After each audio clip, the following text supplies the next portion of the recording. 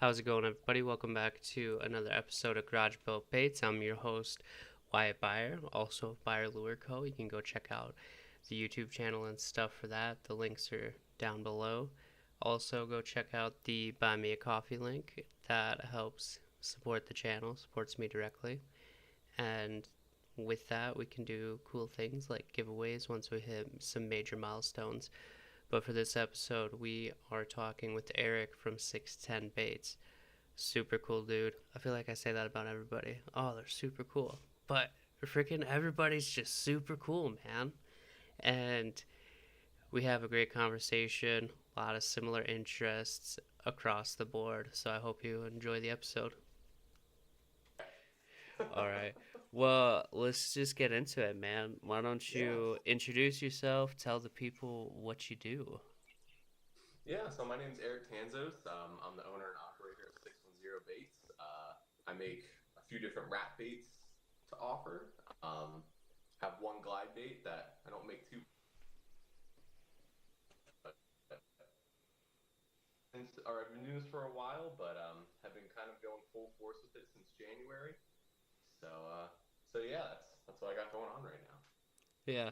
And you're in like that. You're in Pennsylvania, 610. Correct.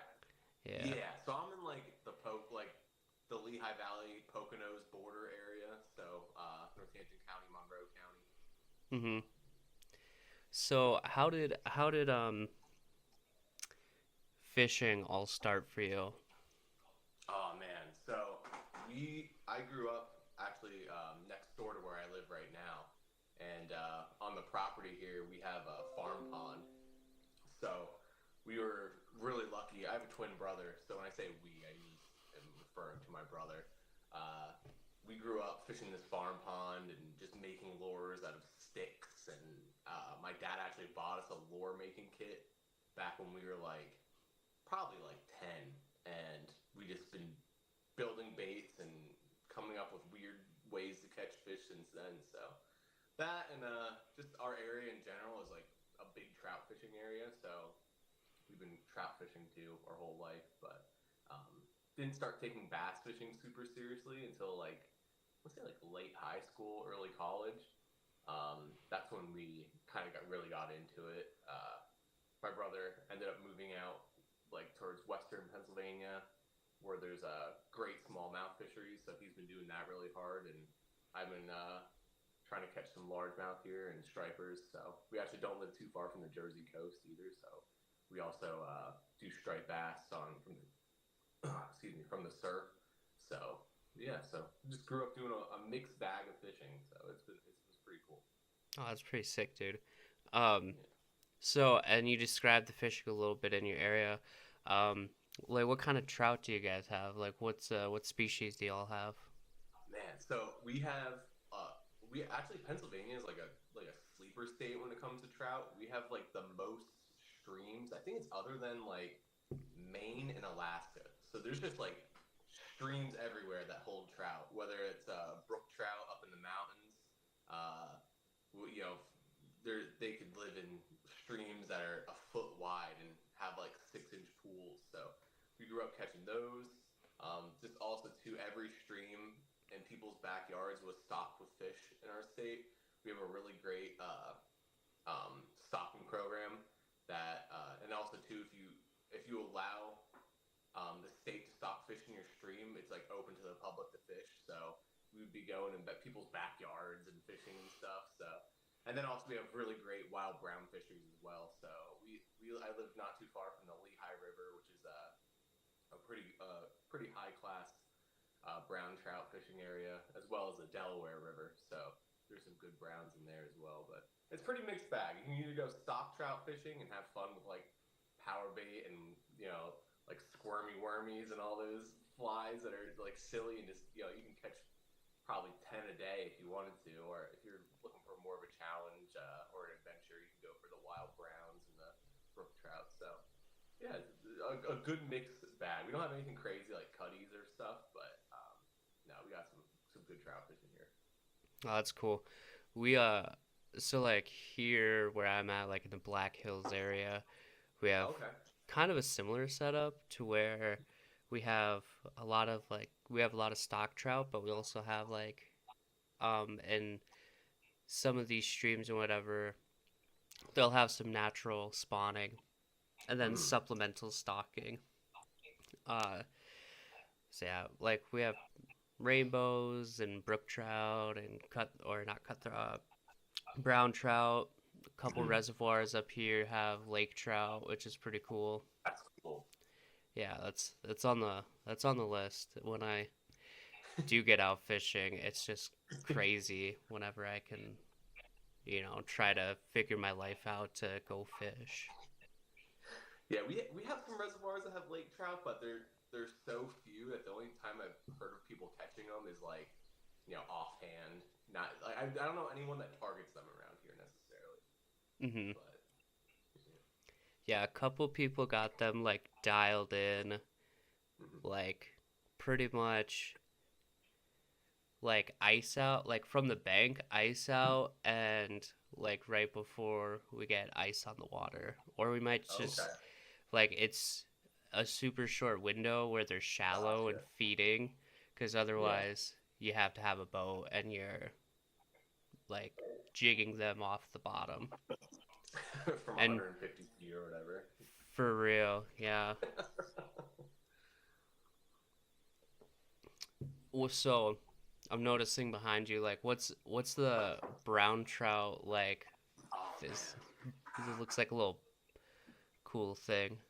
Yeah, so this is actually a skateboard. Got a brown trout on it, and he's eating one of my mice. So, yeah, I started this back in college, and then I was about to do a local fishing show where you can sell your lures, and I wanted like a booth sign, so I thought I'd turn that into like somewhat of a booth sign. Ended up not working out. I joined too late and I didn't get a table, but now I got a sweet sign that I've been just waiting to show somebody. So I thought I'd put it in the background so you guys could see it. Nah, it's pretty sick, dude. Thank you. Um, so moving into it, how did 610 Baits come around with you starting Oh, to manufacture and build stuff? yeah. So, and I mean, I've always been making baits and just tinkering, and that came from a young kid, or from me as a young kid, and just tying flies and everything. So it wasn't until college. Actually went to school for. I took went to our local community college, and I went to school for art. And I know I loved art, but I I wasn't. I don't know how to describe it really. I knew I wanted to apply it to something. I know I didn't want to do art for a living. I wanted to apply art to something, whether that was graphic design or woodworking or. Um, and then I kind of found I started making musky baits, and I really liked making big lures. So went from making musky baits and tying big musky flies, then kind of going over to I found some Instagram posts. This is back in I think what is it, 2014 now. Back when swim bait fishing really wasn't a big thing. It was pretty small, especially in Pennsylvania or anywhere but like California.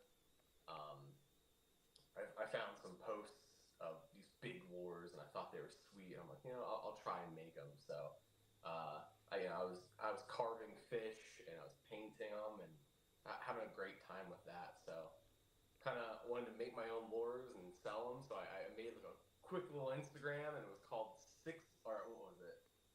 EP Custom Lures. So I was like making these whittled lures out of dowels and stuff. And it wasn't until I went to college for design. I went to the University of the Arts in Philadelphia, and I went for industrial design. And for my senior thesis, I I chose to do it on fishing lures. So I did a rebrand where I made 610 baits. I came up with a few solid lures. My professors were teaching me how to articulate what they do and how to package them, and just the whole process of like making a company. So it really wasn't until I that senior year of college that 610 baits kind of came together the way that it is now. But and since then I've been working regular 9 to 5 job in corporate America, and it wasn't until January um, company decided that my position necessarily wasn't what they needed anymore, so I was let go there. And since January, I just picked up lures again and haven't looked back and just kept going with it. It's going pretty well. So that's kind of the story behind bait making. I actually have my first lure I ever made here. Oh, sweet. Yeah, it's an all wood brook trout. I even carved the scales on this thing, carved the tail, but it doesn't swim, but it looks sweet, and I always keep it here just on my desk as a reminder of where you came from. So, but yeah, it has rattles and stuff. I thought that was super important. But yeah, that's kind of where we came from. Yeah, that's that's really interesting, especially like come like having something like real shitty happen to you, like getting laid off, and then Yeah, it's like I'm gonna full bore into this bait making. yeah, and I think my biggest fear in general is just like not being busy. So I was like, I knew right away. I mean, I've always been making baits on the side and just been waiting for a time to like kind of kick it off and go full bore on it. And this is like a perfect time that I didn't choose, but it was like a good time for me to just go for it. So it kept me busy, and I mean, it is keeping me incredibly busy. I'm probably working, double the hours I was working with my corporate job with this. So, but Hmm. it's been a lot of fun. Wake up every day, really excited to, make lures for everybody. So, That's awesome, dude. Well, like, yeah. yeah, there's so many hours and there's so much that goes into like making these baits, and that's reflected in the price and everything. And Yeah. if people don't like, sometimes people are like, well, this is ridiculous for this bait. Like, Hmm. they'll be like, I'll go to, Dick's or Academy and I'll buy a Spro Rat for, I don't know, less than that. And it's like, well, it's like there's all of this stuff that goes into it. We have designing and making it and making Hmm. sure it's all good and all your materials that go into that. And it's this whole big spectrum of stuff you have to do to get a finished product into production and development. So, Yeah. No, absolutely. I mean, unfortunately, they are more expensive, and I try my hardest to keep the price down because, I don't. I'm really trying to make my baits necessarily not like wall hangers. I think that's my worst fear is that people are like some people will buy them, and I'll even hand deliver baits to some guys, and they'll be like, "Oh, it's so beautiful. I don't want to throw it." And I'm like, "Please throw it. Like, please go and catch fish with it." But yeah, no, the price is like I learned that it was actually my corporate job. It's like sometimes if people say that the price is too high, it's not necessarily a bad thing. But one thing I've never discouraged people from doing is going and buying like Spro Rats and stuff, or like I am like so about like those are great baits. That was actually my first swim bait was a Spro Rat, and I caught awesome fish with that. And then I was like getting curious about other more expensive baits, and I went from Spro Rat to like the Nez Rat from Triple Trout, and the Bull Rat. I actually won a Bull Rat in a competition back in Swimbait Universe in like 2015 when they first came out. So like I am all for like cheap baits that like work great. So if anyone asks me like, hey, do you know like any cheaper options or any budget deals, I'm like, I'll have a whole list written out for them that are great rat baits. So, but yeah, it's like it's one of those things where you got it's a luxury product. It's like right now everything's so expensive in our country, and it's just kind of like yeah, it's you know people are having a hard time like buying food. So I can't be upset if someone's like, oh, it's just like way out of my budget. You just gotta understand, and it's how it is. So.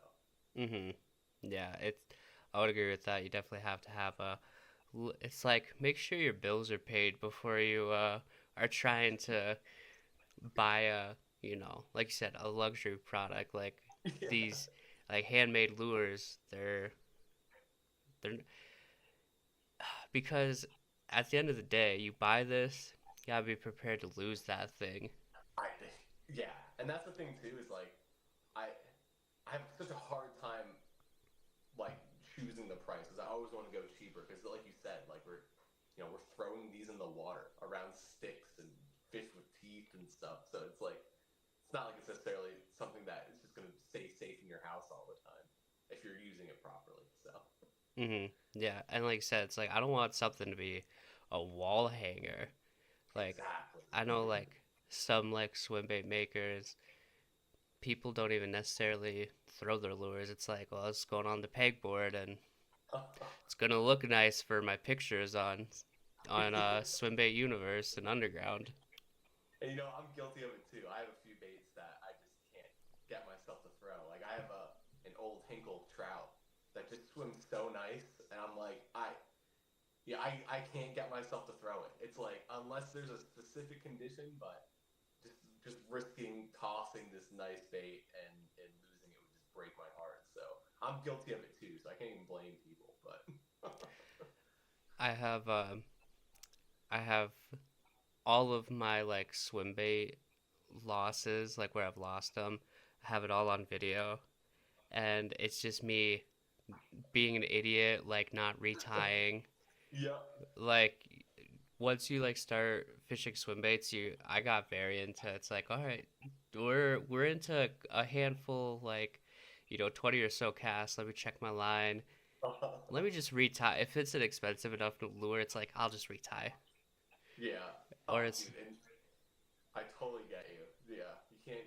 Reties are free. Baits are expensive. So yeah, cause I have a couple clips where I'm casting and it's like, oh, there goes my HUD. Just it's still going, and dude, I'm just like, what the fuck?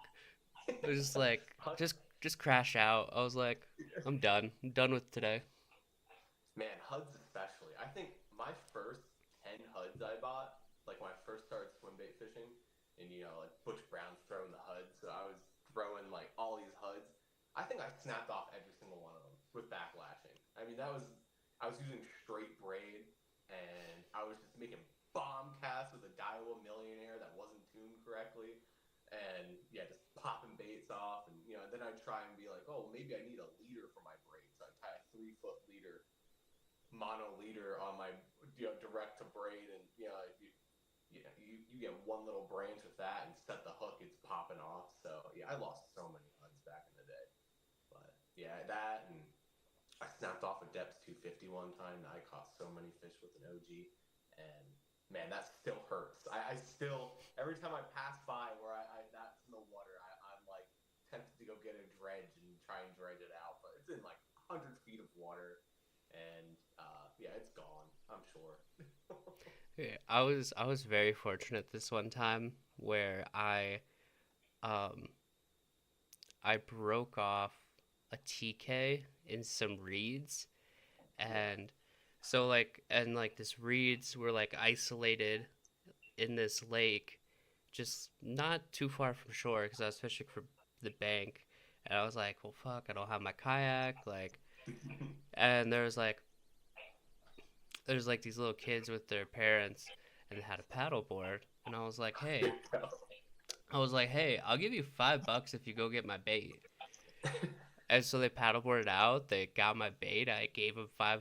I got my bait back. I was like, hell yeah. That's awesome. Oh, it worked out really good. I was like, That's thanks. This great. is kind of expensive. Yeah, we used to. We have a big canal system down here, down at the Lehigh River. I used to fish these canals that are disgusting. I mean, there's trash in the water, and it is just full of snapping turtles. But there used to be a lot of bass in them, and it was all from the bank. And I get some bait stuck way out on the other side of this canal, and you'd hop in the water, and it just. They even have signs everywhere saying no swimming, no matter what. I gotta go swimming. I gotta get this bait back. I'm not about to lose a hundo. So yeah, we used Mm-hmm. to jump in these freaking swamp water and come out. It was disgusting. Now that I look at it, I mean that was back when I was in college and just didn't have the money to replace bait. So like, but nowadays, man, I would not be going in that water. It was builds character. Yeah. I had a, are you familiar with the Epic Bosses from Uh like, huh. so I was fishing an epic boss at a reservoir, and it's super clear water. You can see like 20 feet down, and I was sinking it to the bottom. I was slow rolling it, and I got it hung up, and I was like, I'll swim for it, and then. So I'm in my underwear and I'm standing there and I'm looking like I'm in the water. I'm looking at it. I was like, that's farther down than I think. Like, I'm gonna have to dive for this. It's like, Yeah. it's not worth it. So I was just pulling and pulling and pulling on it, and eventually that base hook like bent out. Yeah. So I like was fortunate for that. I was like, man, I was about to go like try to dive 20 feet down to get this bait. This is probably not the move. Not worth it. Especially you got a hook in your hand, you're stuck down there. It's like you always hear horror stories, whether or not it's ever happened, but theoretically it's terrifying. Yeah, and I'm not proud of it. Like I've the little Gancraft 70s. Oh yeah. Um, I was taking some people fishing, and they got one of those. They they caught a fish, but then the fish took them into some wood, Yeah. and that fish got off, and they're snagged up, and we're using like light line for trout fishing, and Oh yeah. so I was like, oh, let me try to get it unsnagged, and it just wasn't happening. So I swam for that, which I'm not proud of because I actually don't really like those that much. Yeah, we use those a lot actually for like brook trout fishing. We have like those BFS setups. They're pretty cool, but I'm excited to see. Hopefully, more people come up with like BFS options that are glide baits because, like you said, there's definitely could be some improvement with those baits. But since they're like the only, other than like I think Bait Sanity just came out with a little BFS glide bait. Hmm. There's only like a few that are like readily available and cheap. So, but yeah, they definitely have some room for improvement. Those baits, but Hmm. we use it a lot. We probably have. Those are another one I lose a lot, man. I probably lost 10 of those things already. Those little can crafts. So. Yeah, well, I fished those Gancrafts, and I was like, ah, gosh, I'm just like not a big fan of like how it looks. Maybe it just doesn't fish like, maybe it doesn't fish well for like my style, like for what I like to Uh-huh. do. Um, but for like my BFS setup, I like to throw those tiny glides by Arabates. Okay. Yeah, Yeah. I've never messed with them, but they look pretty Oh, sweet. I've dude. seen them. Oh, dude. They're so sick. They're so good. Um, Gotcha.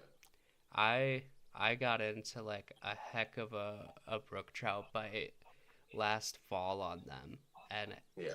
it was it was spectacular. Like they just they're super stable in the water, and Mm-hmm. for like a relatively, you know, it's like the same size as like a Gancraft 70, but it's just super stable, and it has Mm-hmm. like a pretty wide glide relative to its size. No kidding. But then you can also like kind of just chop it back and forth really good. Like it's pretty versatile. Man, sold. You got me. I'm Yeah. down. And I'll have to hit like them up. yeah, and they're not too much more than like a Gancraft 70. You just gotta Okay, like great. it's like any other like, you know, bait maker. You just gotta look out for the drops and Yeah. be refreshing right at whatever time it is to get one. Yeah. Yeah.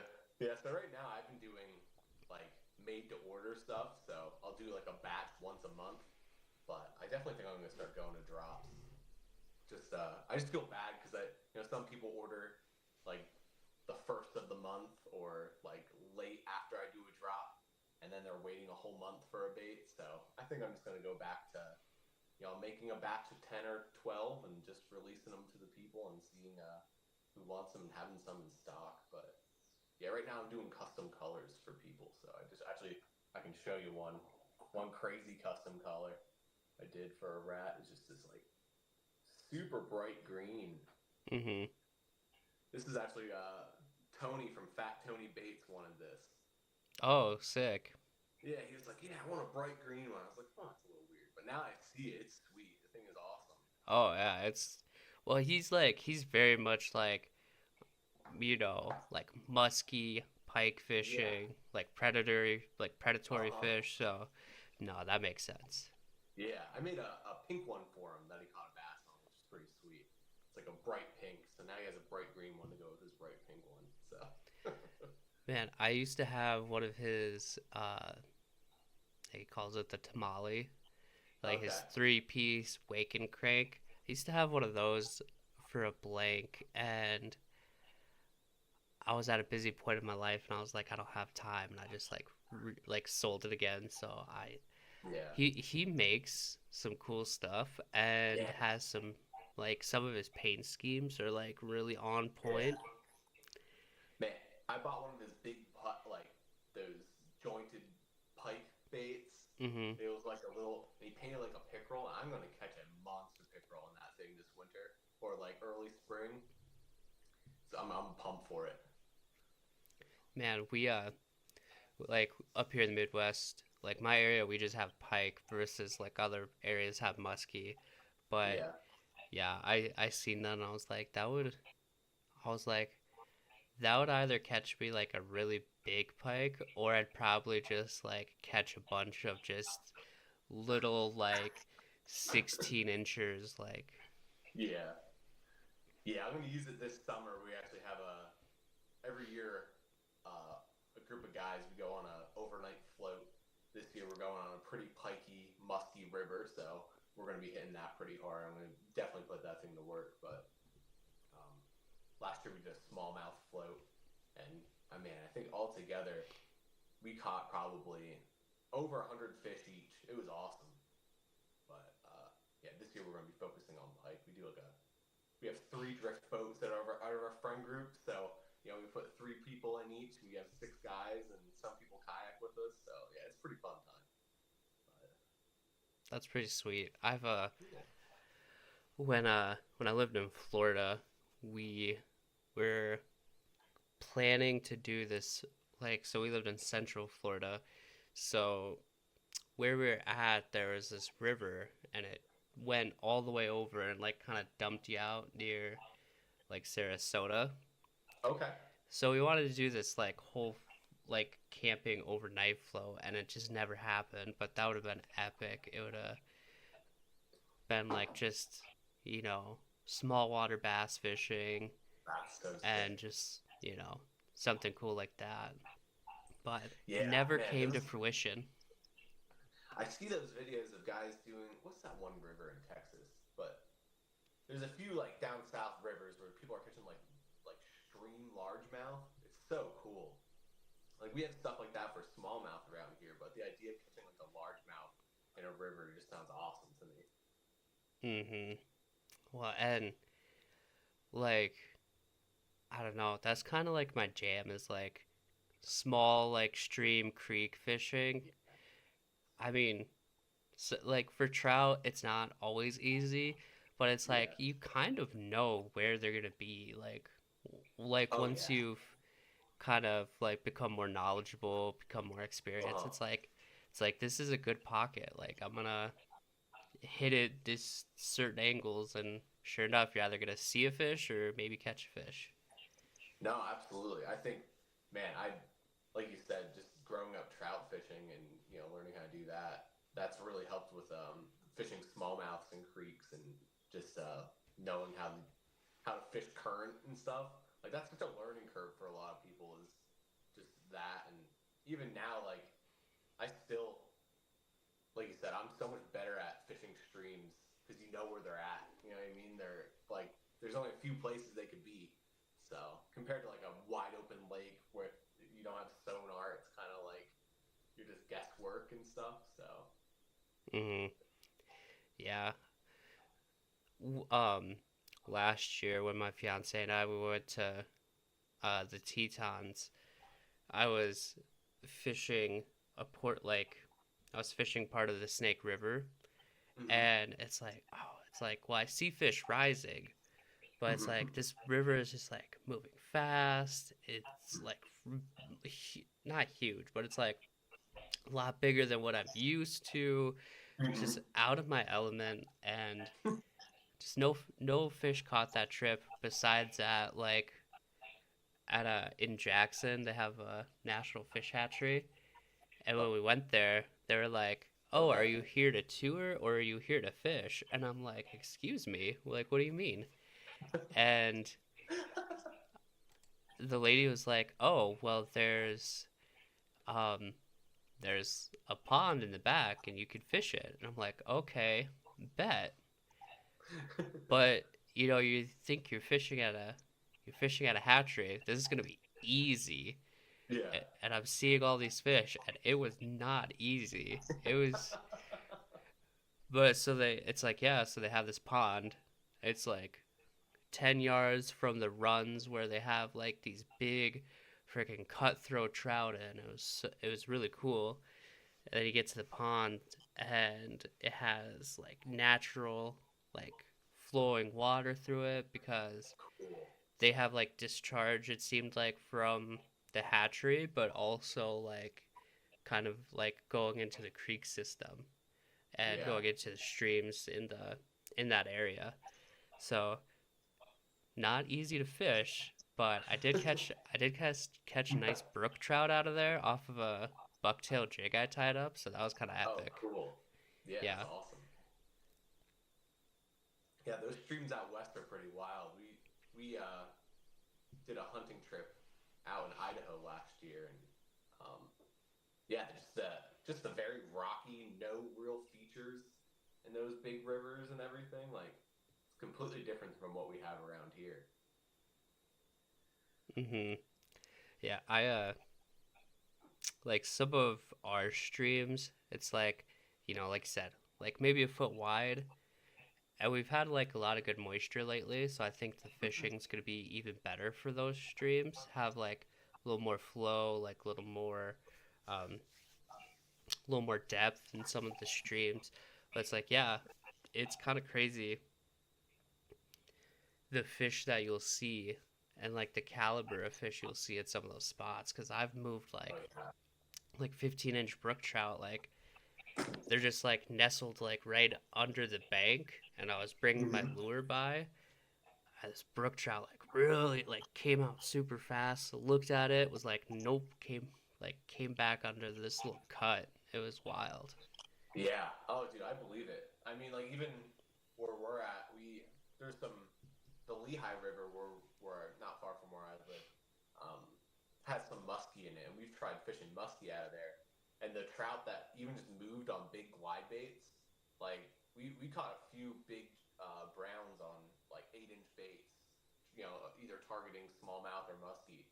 But yeah, it's crazy where they could be. You know, what I mean, they could be like, you know, in the fastest rapids you've ever seen. There could be a 20-inch brown sitting inside there just chilling. It's Hmm. pretty cool. Yeah, I was talking with my boss the other day, and he's like, what's your like threshold that you want to like meet for trout? He's like this just world class fly fisherman. I'm like, Okay. well, I was like, well, I want to catch a 30-inch brown. And he's like, "Oh, okay." Like he's like, "Yeah." He's like, "I've chased that a long time." And he's like, "I've connected with a couple." He's like, "Had to go through a lot of 27s to Oh get my there." gosh. And he's like, "What's your biggest brown trout?" I'm like, "Oh, it's like 15 inches." Yeah. And he's like, "That's quite the jump." He's like, "Maybe you need like something in between." He's like, "Maybe go for 24 and then like go for 30." And I was like, "Yeah." Yeah. I was like, "You're probably right."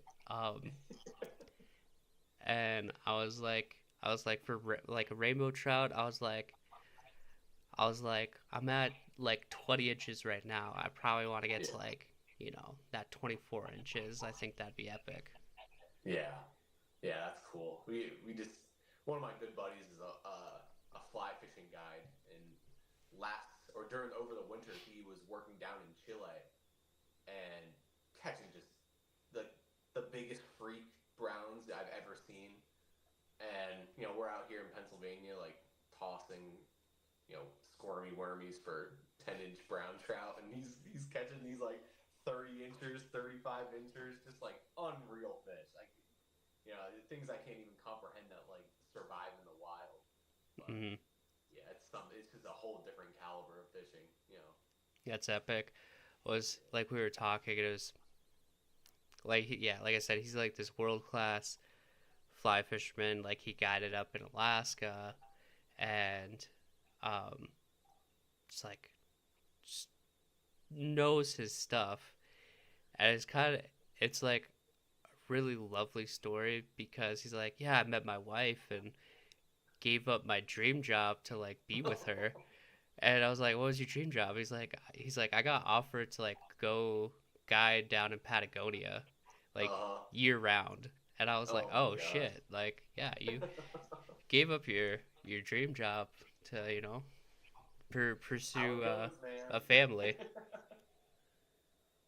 Yeah, actually, I mean, just from growing up in like the fly fishing world and having buddies in the fly fishing world, that inspired a lot of my baits. Like this guy here, I make a lipless. It's called my lipless macaroni mouse. Hmm. It's just a small little mouse, has no lip or anything, and I really designed it to kind of mimic like a mouse fly. Just something to toss out and kind of scoot over the top of the water. It's super subtle. It also walks the dog like like a flute, or like, not like a flute, like a you know just any sort of walk the dog top water bait. But uh, yeah, I'm really interested in kind of bridging the gap between, or like, I don't know. I think a lot of fly fishermen, if they got their hands on some swim baits, would become swim bait fishermen, and then vice versa. I think a lot of swim bait fishermen would love fly fishing, so I'm always trying to get those two audiences to kind of um, you know join. So Hmm. this guy is a little bigger, and then I also came up with this guy, which I haven't released yet. This is called I haven't even named this guy yet, but it's a super tiny little mouse Hmm. that I made this to hopefully target some brown trout this summer. So I'm gonna get this in the hands of a few guys that I know can catch trout and see if we can get on a mouse bite. I think that'd be pretty sweet. What's So the weight on the little one? this guy, oh man, I don't know. You could throw it with a BFS rod for sure. So that was kind of like my whole idea behind it, was to make like a BFS mouse for browns or whatever. But no, it's pretty light. Like I said, I haven't even released these yet. I don't even think I made a post about it. But they're like, I mean, less than a half an ounce. So Hmm. Yeah, that's what like drew me to your page, like, because I don't remember how I seen like, but I like discovered you on Instagram and was looking through, and I love rats, love fishing a rat. I was like, these are pretty epic, and I'm like that's like these are like super manageable sizes, and yeah. kind of different than like what other people are doing right now with their rats. Mm-hmm. Well, yeah, I kind of so that all started.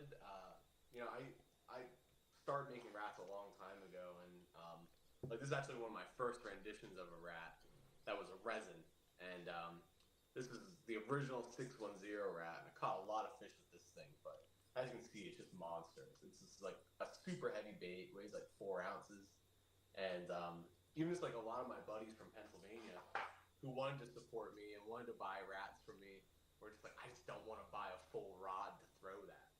Hmm. So, and then like I said, I have a few buddies who are guides, and they were like, man, if you can make like a 3-inch rat that I can have clients fish, like we could catch so many smallmouth on that thing. So, um, that's kind of where I came up with this macaroni mouse. This is the lipped version. I don't have a lip in it now, but just a super small, manageable rat. This is mainly meant for people that don't want to buy a whole swim bait setup, but want to get that sweet rat bite. You can see it only has one hook on it, and that hook has like a swivel hanger, so fish won't throw it. But yeah, it's a great like entry level rat for people that just want that cool bite. Um, so I forget where I was going at with this. Oh, another great thing about like a small bait is you can like pitch it and throw it into tight little corners. I've always been someone that threw like massive rats, and it wasn't until I started making these smaller ones that I realized I was just really limiting myself on what you could do. Like these smaller rats, I can pick apart a tree and get in between limbs and not make a big splash. And I've been actually able to catch more big fish by getting it in places that I couldn't with like a rat like this guy, a big old 8-inch rat. So, Mm-hmm. but yeah, I've been downsizing, and with downsizing, I've been able to fish them, more thoroughly and properly and with more of like a finesse approach. And I've been catching a lot of fish doing that. So. Mm-hmm. That's epic. So with your bait lineup, you've gone through them a bit, but what was the first bait that you started to have in production for 610? Oh man, so yeah, I think it was mainly this guy. So this is the original 610 rat. As you can see, it really doesn't have much detail. It is resin. I was painting them either just like black or keeping them white. I think I sold. There's a lot of these out there. I don't know if I sold a bunch. I was giving them away mainly. I was sponsoring my brother's college fishing team, so I made a bunch of them for those guys. But this bait caught a lot of fish. This one specifically probably has almost 500 bass on it. But this is a super loud rat, just jointed and everything. And I was just looking to see how we can get bigger bites. So that's kind of when I came up with a single piece rat, because I really like the idea of a more quiet, subtle, natural approach. One of these like old OG swim bait guys told me one day, like, nothing or a small bass love noisy rats. And since then, that kind of like changed my perspective. And I'm like, I'm going to try and make something super quiet and natural looking. And that's kind of how I came up with, just these one-piece rats that are on the smaller end, but just super subtle. They don't make a lot of noise. They're very much like a finesse style rat.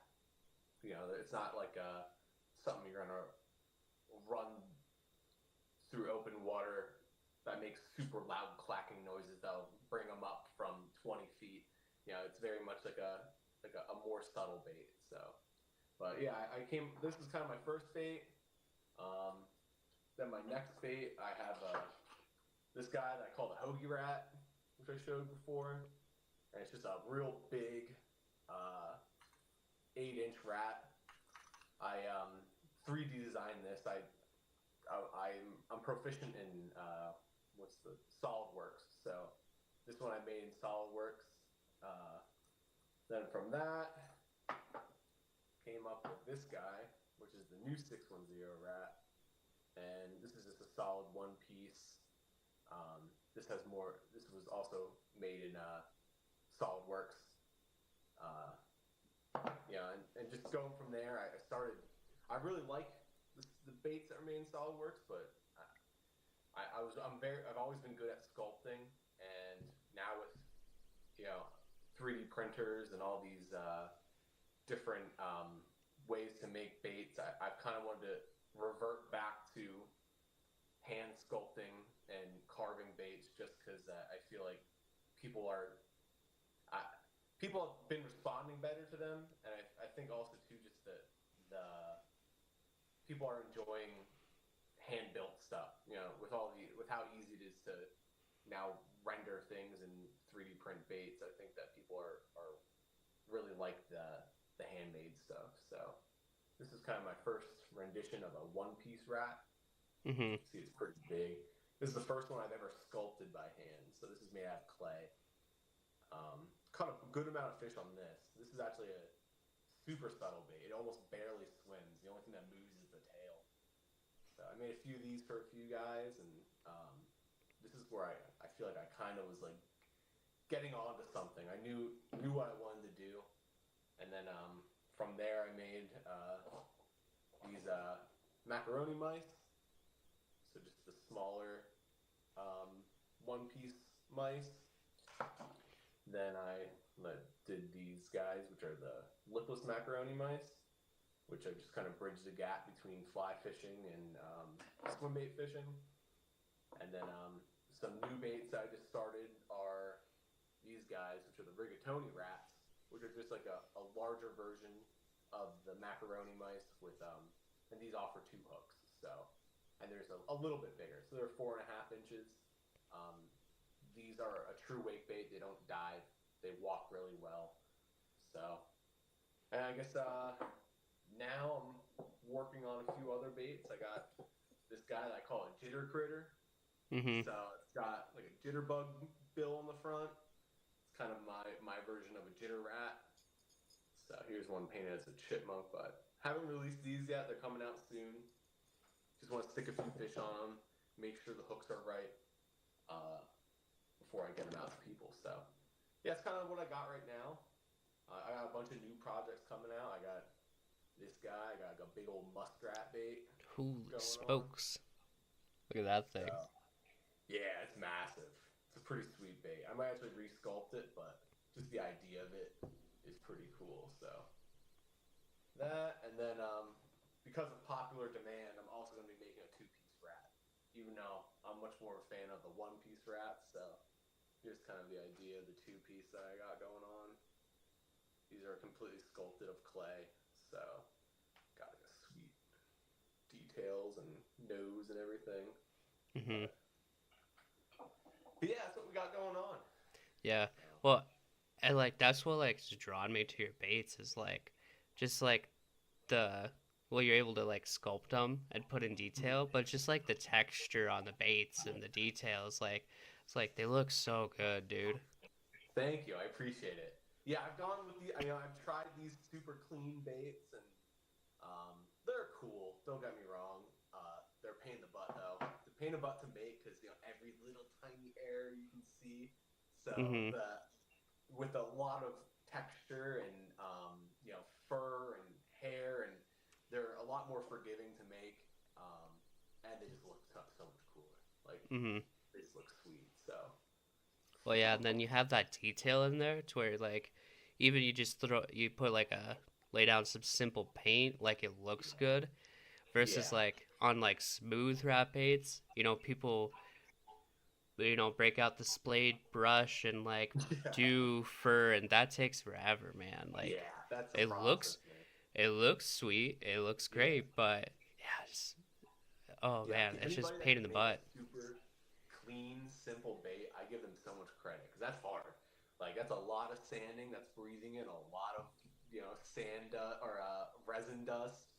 So yeah, I give a lot of guys that can make these super clean looking baits credit because that's a difficult task. So Mm-hmm. But no, it's sweet though because, like you said, you're kind of like bridging this gap between swim baiters and fly fishermen. Because yeah, it's like can go both ways. Because um, like I've fly fished with my buddies, and I'm sitting there, I'm throwing BFS, or mm-hmm. I'm throwing like smaller swim baits, like a depths 115 at trout, or stuff like that. Mm-hmm. And yeah, like they usually have an extra rod, and I've fly fished a little bit, and it's like, yeah, I can see myself doing this. This is fun. Mm-hmm. Yeah, Oh, especially absolutely. like some of the spots we were fishing where you can like see the eats and see the follows. Yeah. Oh, dude. Yeah, I always carry. So I do BFS a lot too, and my fly fisherman friends are just like, "What are you even doing? Like this is like like some people love it, and some people are just like, what are you doing? Like, why are you even bringing to the stream right now?" So I'll bring my BFS rod, and then God forbid there's like a hatch or something. I always bring one of those collapsible Tenkara rods with a dry fly on it because I'm a sucker for a topwater bite regardless of Mm-hmm. what fish it is. So I always have one of those on me. But yeah, the fly fishing guys, they're pretty cool with you know it's they're pretty cool with the BFS stuff. So Mm-hmm. Yeah, my buddies think it's cool, and they're like, well, I think we might have to like see what this is about. Um, and I built my BFS rod. If I was oh, to did like, you? yeah, if I was to do it again, I'd want to do like maybe fiberglass or something Yeah. like more parabolic, kind of truer Mm-hmm. to like, you know, like Japanese BFS where it all started. Because Yeah. mine's like I don't know, kind of like mod fast. But Okay. I just want something like a little whippier for like my casting, especially like smaller streams, it's not as like forgiving with casting. Like I kind of want Yeah. something where I can really kind of like whip it in and get it into little pockets. Versus like with this, I feel like I got to pitch it in a little bit more. Yeah. Oh yeah. We do a lot of brook trout fishing with the BFS rods, and if you don't have a fiberglass rod, you're just every time you set the hook on these little 6-inch fish, you're flinging them out of the water. So I think my brother actually just is getting started into making the BFS rods, and he's been buying fiberglass ice fishing rod blanks, and they're crazy bendy. They're like you could set the hook on a 3-inch brook trout and not toss them out of the water with it, and Mm-hmm. they'll stay pinned when they do all their crazy head shaking and stuff. So that's pretty cool, though. I'm definitely gonna hit you up and ask you some questions about building rods or BFS rods specifically. Oh yeah, like so like with fishing for me, you know, grew up fishing like with my dad and everything, and then like the first lure I made was I went in the backyard, I grabbed a stick and I, you know, carved up some kind of jerk bait I styled after a rapala Yeah. and caught like some little pike on it. Thought it was the greatest thing ever. And um, then I was like, well, maybe I should like make rods. And so yeah, I've made my BFS rod, I've made my swim bait rod. Oh, cool. Like all the rods in my rotation right now are ones that I've made, and you just fit it to you. So Yeah. it's like, oh, Man. I want this rod to do this. So, you just make that for you and just how you want to do it. So it's been pretty sweet. It's when I was doing my BFS rod, I have micro guides, so it's like this thin blank, but then like I'm trying to put micro guides on it. It was a pain in the butt. Man, that's something I want to get into, but I feel like I'm just gonna go. Like once I start, I'm never gonna be satisfied, and I'm just gonna spend so much money on blanks, and I'm gonna be like, I'm not financially prepared yet for rod building. I'm gonna go too hard with it. Mm-hmm. No, it was pretty sweet because I did a class through Oh yeah. Mudhole Tackle, and so it was like via Zoom. They like send you the kit, and then you take the class and you're building with like the instructor, and then you can show like, hey, like I'm having issues with this, and they can help you That's right there. Um, and I'm the kind of person where I like to over prepare for stuff, kind of. And so I was like already like looking at stuff like how to build, so I kind of already had an idea, and um, they had little tips and tricks along the way, so it was pretty epic. Yeah. Oh, dude. Yeah, that's such a big help. Like if you have somebody to bounce ideas off of, or just even when you're caught up on things and you just need like one little question to help you out. That's like these swim bait building groups. There used to be a group on Facebook called Swim Bait Builders, and I owe so much credit to them because I've asked some stupid questions to people. You know what I mean? That like people like yeah, Edwin from Legal Dope. He Hmm. helped me out a lot, and just Chad Yates back in the day. He helped me out a lot, and just a bunch of these OGs that really helped me just get over some hurdles, like even stupid things like the one time I couldn't get my resin to cure, and they'd come out greasy, these baits, and I was freaking out. And here, I forget who told me, but they're like, dude, you just need to mix your resin for 30 seconds longer than you have been, and all your problems will be solved. So I've wasted like gallons of resin trying to figure this problem out, and my issue was I wasn't stirring it long enough. But if I didn't have, if those groups weren't available to me, I just, it would have taken me another year to figure that out, or I would have gave up or something. So I owe those guys so much credit. Hmm. No, like a lot of these builders, you know, maybe they'll gatekeep some stuff. It's like I can't give away all the secrets or Understandable, whatever. yeah, But yeah, they're really helpful, and yeah. um, I got this little passion project. I have a um on my main like YouTube and Instagram page. I have this little banana walking bait. I I just saw that. That was Yeah, sick. Yeah. Yeah, it's something I haven't been able to put a lot of time in to, but um once I get it done, like it'll be a fun thing to kind of, release out there to the public. Oh yeah. Um but yeah, and it's kind of plays off the irony of like, oh, no bananas in the boat and stuff like that. It's kind of, I don't know, seemed seemed funny. And but yeah, I've got a lot of advice with that, and they're like, um, John from John John's Outdoors was like, Mhm. "Oh, he's like, I'll mold that up for you because like my mold making abilities like aren't that great. So it's like, yeah, Yeah. if I can get you to make a mold and then, I can tinker and figure it out a little better after Yeah. that. So and then Chris from Brothers Brim, he's like we could do something cool with that because um kind of nerdy. So like the like Donkey Kong like came to mind and playing it like as a kid on the Super Nintendo. It's like Yeah. let's do something with like Donkey Kong and bananas. That'd be kind of fun. I love it. That's Hmm. sick. When you get those out, I will absolutely buy one.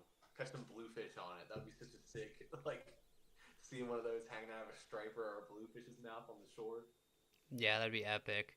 Um, cause like originally like with like me making baits and whatever, I wanted to make the next great rat for people to fish with. And so when I was down in Florida, I was like testing and developing stuff, and my weirdest rat catch was I was testing uh this rat that I just poured up and I got it put together, and I was like, well, I'm just gonna go to the little retention pond in my neighborhood, and I was fishing it, and I just had a don't have my freaking phone or nothing, dude.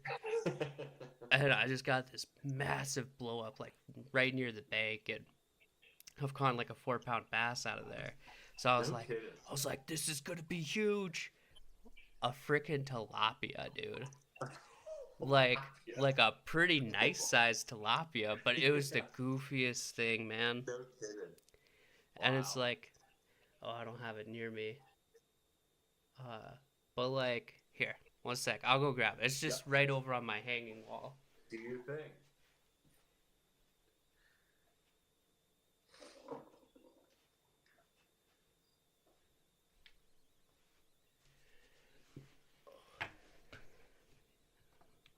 So like, the joint connection is like different with the resin ones. It's like a little more refined, but Yeah. this was the master. But like, so not like a small rat, but Yeah.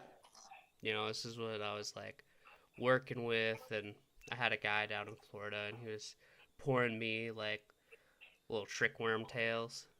Cool. And then I just had like a screw lock back here, but yeah, so like the resin one that I poured, and I had this tilapia like just absolutely crush it. It was goofy, but That, that is wild. It's amazing what bite them. Like, I've had a few bites. The one I actually had during a tournament, I thought I was gonna win this thing. I set the hook and it sounded like a bowling ball hitting the water, and I reel it in. It's like one of those, like a big mad tom, like one of those tom catfish. Those catfish, they eat them. It's wild. hmm But yeah, when you get a bite from one of those, it sounds like you're catching a freaking 10 pounder. You set the hook and it just doesn't go anywhere, and they eat it so aggressive. So I've been hmm catfished a few times by catfish, but no, well, where I think your baits are really cool is like you said, like you kind of developed this a little bit for, um, kind of finesse, kind of, maybe yeah, fishing for trout or like brown trout. Like we have a this one area that I mean gets hit I think fairly hard for people night fishing with uh, rat flies, oh yeah, and because there's just massive brown trout. There's like legit 30s in that area, but they're super hard to catch. yeah, They're it's like if this isn't presented just in the right way, I'm not gonna even bother moving to look at it. Yeah, yeah. Those that mouse fight. That's what I really when I designed this guy here. I was really hoping that I could get this in the hands of some dudes that can catch these big browns on mice. And I have a few sent out, and hopefully during the summer we'll get on some brown trout with these things because that would be just the sickest thing ever. I couldn't think of a cooler fishing experience than having a brown trout eat a rat. That would be the pinnacle of awesome, you know. Hmm. Yeah, But yeah, we just the most epic photo. It's just nighttime and oh just like a 24 with a rat hanging out of its mouth. yeah, that'd be so cool. And like I said, we've caught them on like glide baits. Like here's my glide bait, but we've caught browns on the KGBs and stuff like that that are around this size. And it's incredible what they'll eat. Like they're not afraid to eat big stuff. So Hmm. just Yeah, gotta get it in front of the right fish. yeah. Like, cause like I've caught a few rainbows on a depths 115. Okay, Like, yeah, those are great. oh, it's like it's like a good size, and I have like some smaller, like more finessey glides now that I'm trying to catch a trout on, but like not even that big of a trout will like hit a glide bait like a depths Yeah. 115, like you know like 15, 16 inch like rainbows have like just crushed that Oh bait. yeah. And the thing is too is like we've already caught them in super pressured water where they're not even biting like a nymph fly. You know what I mean? So sometimes you just need to switch it up and throw something big at them, and they'll like like you said, a 15-inch trout will eat a 3-inch, 4-inch swim bait like easily. You know what I mean? In days where they're not eating nymphs, so Hmm. pretty Yeah, I cool. think I last year my buddy came out in the fall and he brought his like son with him, and his son's like 5 or 6 now. But that kid has just been like fishing ever since he could like hold a rod, Yeah. and so he's kind of a hammer. And last fall, first 10 minutes into this trip, we're gonna do this hike. We're gonna like really get after it. The first 10 minutes we're just kind of fishing like where we met up, and not even the main area that we're like looking to target fish. And this kid like is fishing like one of those little storm paddle tails, Oh yeah. and first 10 minutes he catches his like 20 and a half inch cut bow, Oh just my gosh. freaking just a fat Sally, just big old fish. He's reeling it in. We're freaking out. It's like Yeah. we have like the net ready, and it was epic because like he's like this little dude. He's holding this fish, and like the fat on its belly is kind of like rolling over his hand. It's like this epic picture, just big cheesy ass grin on his face. That's And awesome. He'll never forget that either. I was talking to my buddy, and he's like, yeah, that's oh it's these two brothers that I hang out with, and the one brother went to an ice fishing tournament, and he's like, yeah, I popped into their ice shack, and they're like, oh, what'd you catch? And he's like, oh, well, I just caught like a little crappie or whatever. He's like, oh, and like his little nephew um was like, oh, that's cool. Not as big as that cut bow that I caught though. And like on that trip, he told freaking everybody. Like we were out like eating, or like people we went seen on the hike. He's like, yeah, I've caught the biggest fish today. No, just like no big deal. But it It's was, like kids that shoot the biggest buck of their life the first time they go hunting. You know what I mean? And, mm-hmm, for the rest of their life, they're just like, oh, I got a giant. So, yeah. It was pretty epic though. There's like some really cool. good fish in that lake and in that like area. Um, cause like my buddy, he's caught 20-inch rainbows, on a chubby Chernobyl in that area. Yes, so just which we were freaking out then about it. We were like, Oh yeah, that's crazy. yeah, we just like didn't know what to freaking do. We're trying to like, um, because they just got like the little fly fishing nets, Yeah. and I was, I have one of those cheap like fray build nets that I threw a silicone basket on, Okay. and so like having that extra reach was definitely what we needed. Especially it's like we have this really nice fish. Like let's not try to Yeah. fuck around with those little kind of stupid fly fishing nets. Like that only work if you're like waiting. Yeah. Yeah. I, my bank fishing net. So I actually have a net that is, I got the hoop from a net that I bought from like Dick's Sporting Goods, and I took it off the original pole that they had it on, and I actually drilled it onto a defenseman's, a D pole from lacrosse. So I have like a 9 foot net that I'll use when I'm bank fishing. It looks insane, but like, you could be on a steep bank, and scoop them up, or a dock or whatever. It's pretty sweet. Mm-hmm. But, yeah, Well, I yeah, love like that stuff. yeah, that's like what we needed to. It's like because like with that cheap net, like I've since have lost that net, Yeah, and but it's like extendable. It doesn't extend that much, but um, with like the silicone basket in it, it was like a pretty epic setup. But I'm in the yeah. process of making my own net right now, so Oh yeah. that's yeah, it's I just can't help myself. I kind of gotta dabble in everything. Oh yeah, I get you. Yeah, I feel like with myself, it's like I have a hard time getting into something unless I'm like building my own. You know what I mean? Like, we're also really big into archery, so I make my own bows and our own arrows and everything. But it's like anytime I have a little interest in something, I just need to like you said, just tinker with it, or make my own version, just a little bit, something to be proud of. You know what I mean? So Mm-hmm. That's really funny you say that because, um, like for this past probably about year, I've just had this idea. It's like I just want to buy like a bow stave and oh make dude, my own bow. I was like, that'll yeah be man, epic. Then I'll get a deer tag and yeah we'll freaking just be real traditional and get a yeah deer dude, and just not even yeah. have the freezer space for it. Just go out and get one.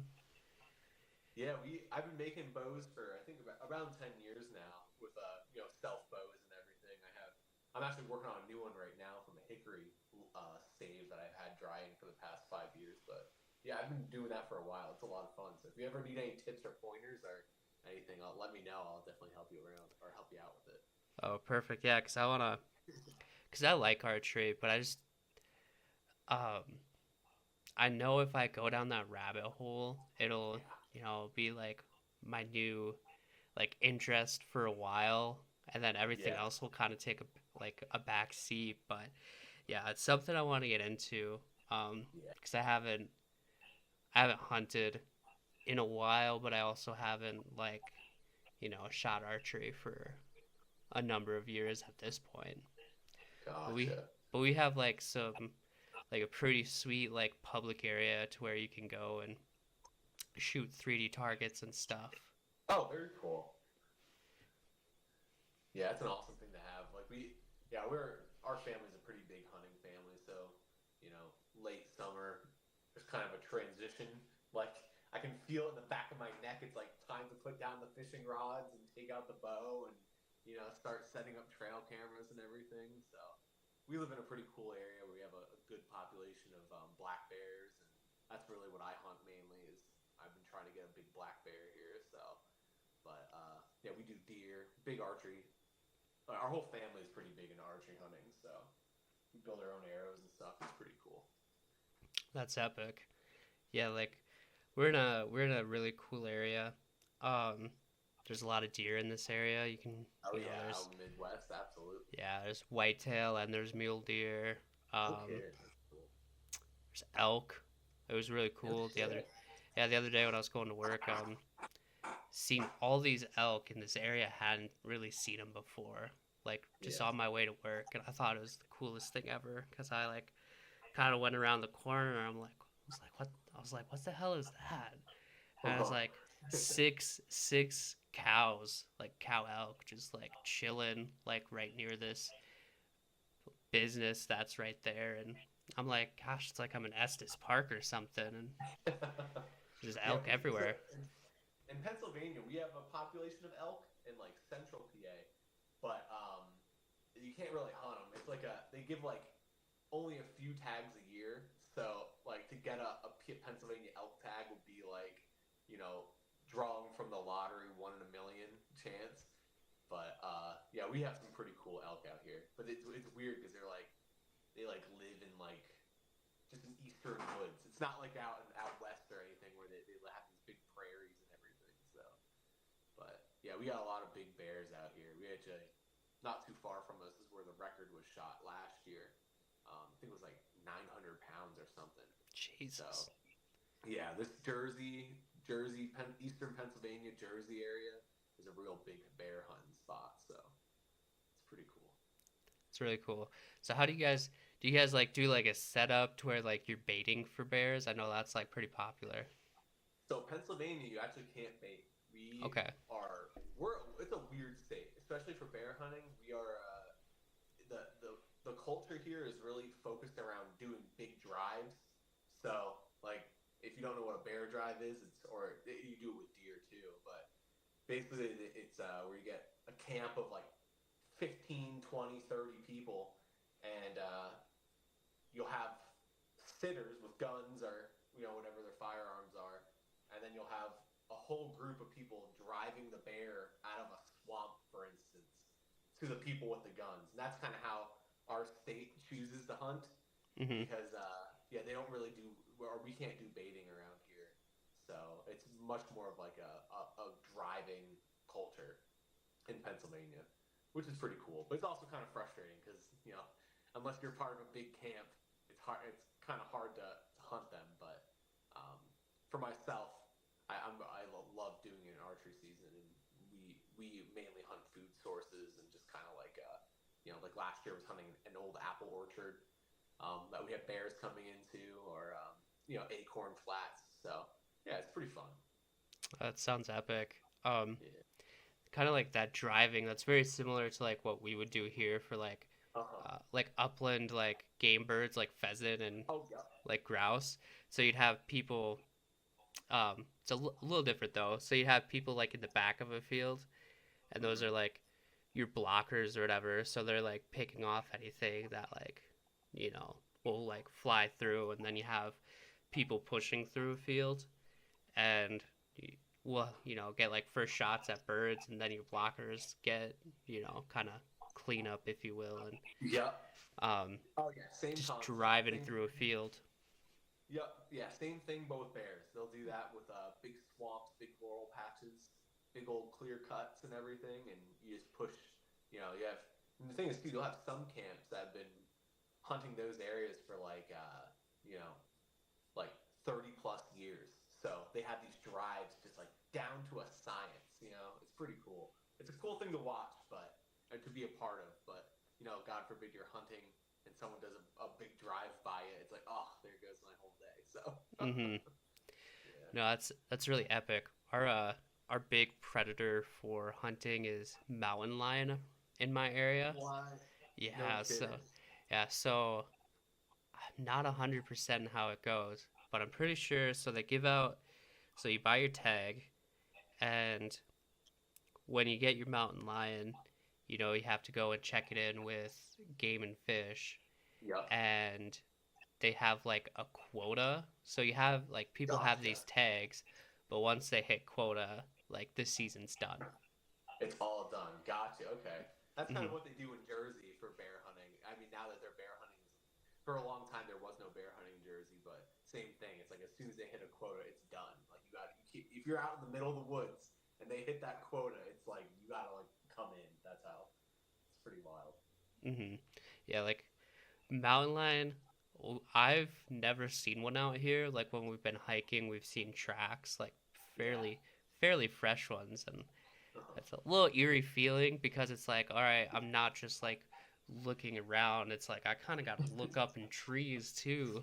Oh yeah. Not like that they're gonna attack you. You know, they have plenty of space to get away, but I don't know, a little bit of an eerie feeling. You come across tracks and it's like, am I being like watched right now? Like, Oh, absolutely. Yeah, there's like bears here. Unless you really catch them like with cubs or something, they'll steal your marshmallows, but they're not gonna hurt you. They're more afraid of you than they are. But I can only imagine what it's like. We've hunted out west where there's mountain lions, but living next to them, that's wild. yeah, and you know, like a mountain lion, they're not gonna like, they're not really gonna attack you. Like, you know, unless they're like cornered. So Yeah. you know, you just got to give them like areas to like get away. Like you don't want to like corner Yeah. them into something. So it's like as long as they have like areas to like escape and get away, they're not gonna attack you. Very cool. Yeah, those things are wild. Supposedly we have them here in Pennsylvania. Like back in the day, they were here, but every once in a while there's a sighting where people are like, "Oh, I saw a mountain lion," and they have pictures, and it's either like a bobcat or it's like a house cat or something. So there's Mm-hmm. always this like running conspiracy that there's Pennsylvania mountain lions walking around still, and the game commission's not recognizing them. So it's pretty funny.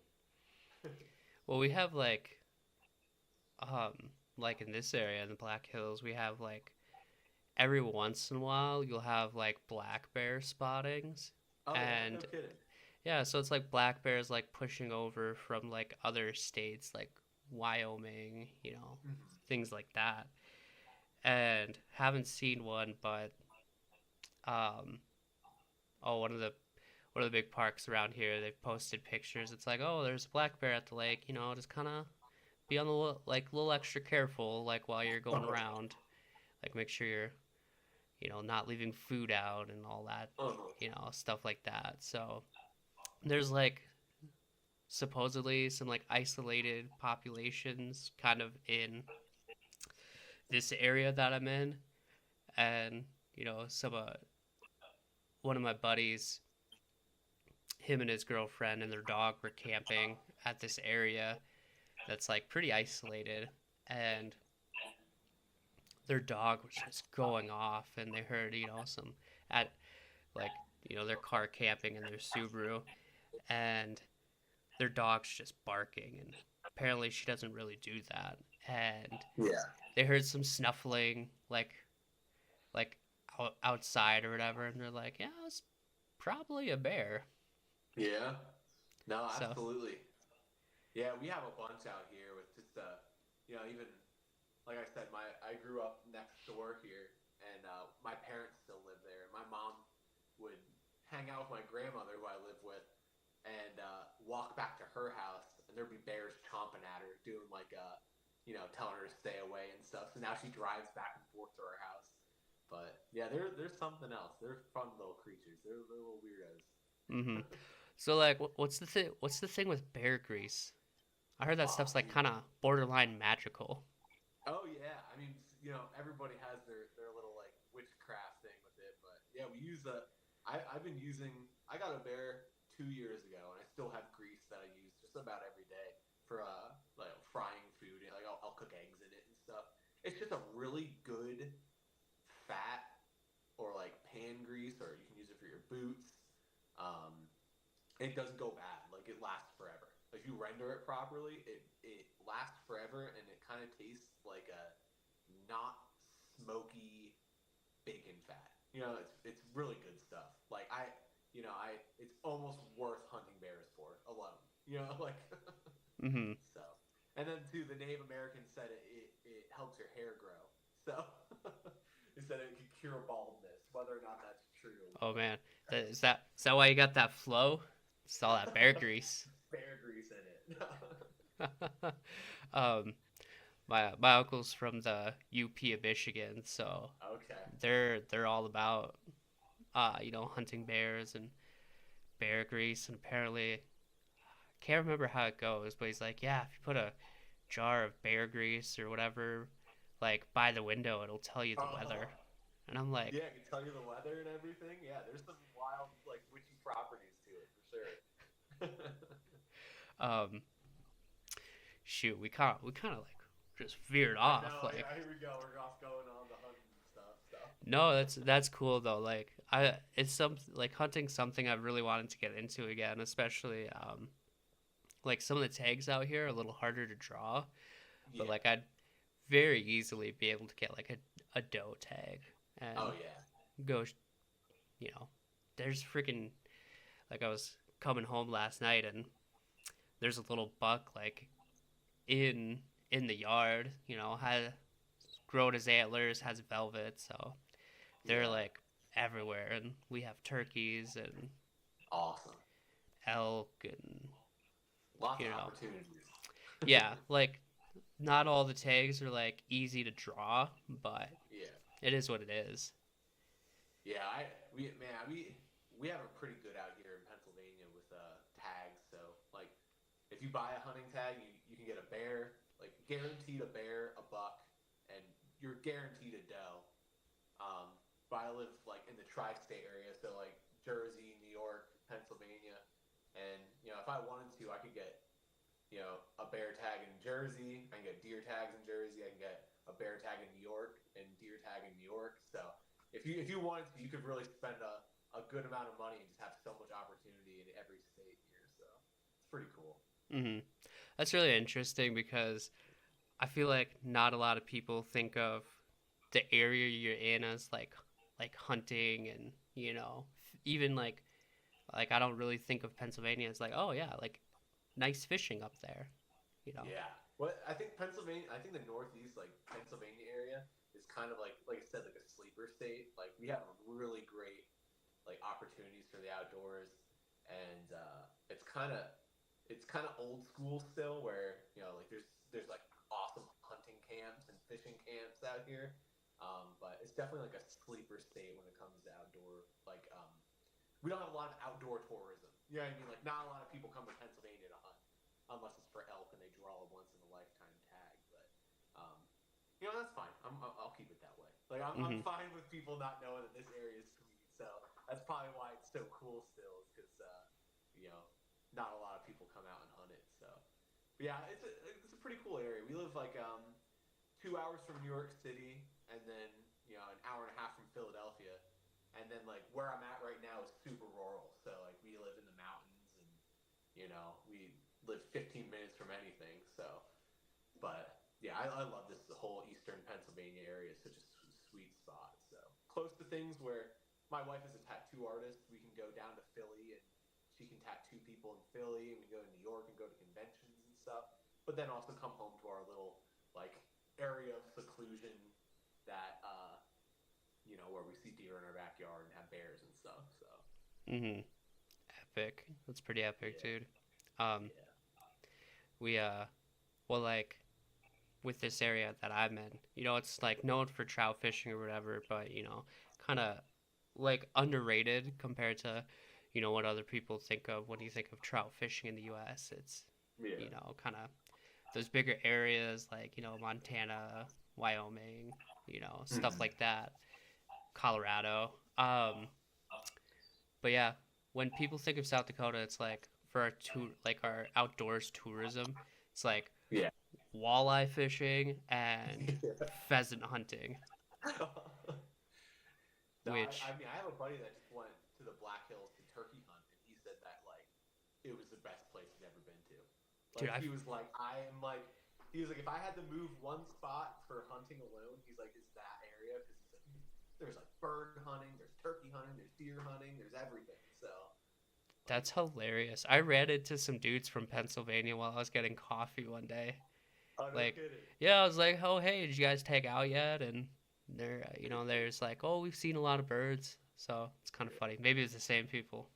Yeah, yeah, who knows? Yeah. Um, epic, dude. Um, we'll start wrapping this up. Like, where can people Yeah. find you? Find your baits? Man, so right now I am on Facebook at Eric Tanzos. You can find me there. My main, like, where I prefer people to get contact with me is Instagram.